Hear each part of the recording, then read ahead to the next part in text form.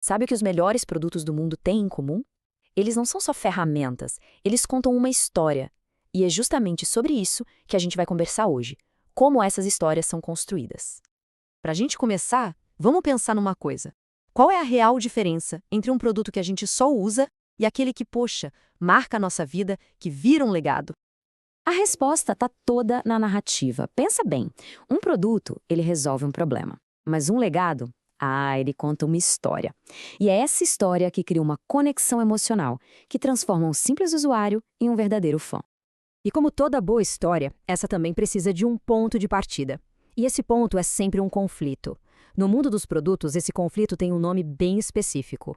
A famosa dor do cliente, sabe? Aquele problema, aquela frustração que dá o pontapé inicial em toda a jornada. E olha, para quem está desenvolvendo algo, entender essa dor não é só uma tarefa, é a verdadeira missão. É aí que as histórias entram como uma ponte para empatia. Porque com elas a gente consegue ir muito além dos números, dos dados frios. A gente começa a entender de verdade o que a pessoa está sentindo. E essa conexão muda tudo. Pensa só no enigma da esfinge. Ele nos lembra de uma coisa super fundamental. Toda jornada tem começo, meio e fim. É uma estrutura básica da vida. E não é diferente com a experiência de um usuário. Ela também segue uma narrativa. Entender essa estrutura é a chave. Na prática, o storytelling pega aqueles dados analíticos e dá um rosto humano para eles. Ajuda a alinhar todo um time em volta de um propósito em comum. E, o mais importante, conecta o trabalho a um contexto do mundo real. É assim que a gente mostra o valor de verdade do que está sendo criado. Ok, legal, mas como é que a gente estrutura essa narrativa? Bom, no design de experiência, usamos mapas literalmente para guiar essa jornada. Vamos dar uma olhada em duas ferramentas super poderosas para fazer isso. A primeira é a clássica jornada do herói. A ideia aqui é que o usuário é o herói da história. Ele está enfrentando um desafio e o nosso produto. Ele é o mentor, o guia que vai ajudar a superar esse obstáculo. É uma forma muito poderosa de pensar a experiência. Outra ferramenta fantástica é a pirâmide de Freytag. Com ela, a gente consegue mapear a jornada em 5 atos bem definidos, da exposição do problema, passando pela ação ascendente, o clímax, até a resolução. Essa estrutura ajuda a controlar a tensão e o ritmo da experiência.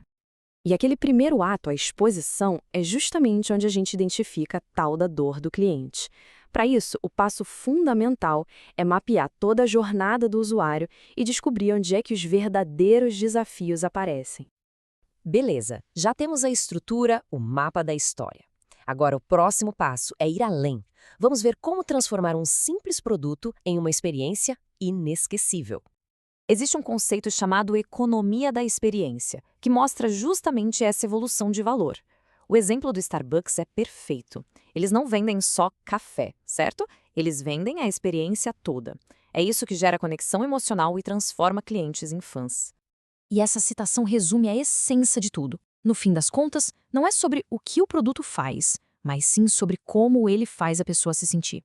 A memória que fica, essa sim, é o que realmente importa. Agora a gente chegou no ponto-chave. O grande segredo para contar uma história de produto que realmente conecta está em entender quem é o verdadeiro protagonista. E o segredo não é ficar falando para o mundo o quão incrível a sua marca é. E sim, começar a contar histórias que mostram o quão incrível o usuário pode ser com a sua marca ali do lado. O herói da história é sempre quem usa o produto. O produto é só o guia nessa jornada. Então, a pergunta que fica é essa: que história o seu produto conta sobre a pessoa que o utiliza?